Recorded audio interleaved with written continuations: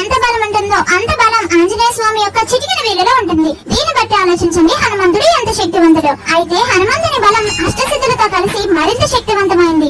అవేంటో తెలుసుకుందాం. మొదటిది అనిమ. ఈ సిద్ధి ద్వారా హనుమ తన రూపాన్ని కంటికి కనిపించి లేనంత చిన్నగా మార్చగలరు. రెండోది మహిమ.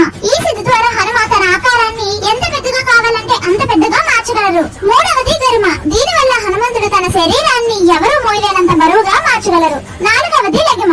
ఈ సిద్ధి ద్వారా హనుమ తన శరీరాన్ని చాలా తేలికగా మార్చగలరు. ఐదవది ప్రాప్తి. ఈ సిద్ధి ద్వారా హనుమంతుడు ముల్లోకాల్లో ఏ లోకానికైనా వెళ్ళగలరు. ఆరవది ప్రాకామ్య. ఈ సిద్ధి ద్వారా హనుమంతుడు తన కోరిక ఏదైనా సరే నెరవేర్చుకోగలరు.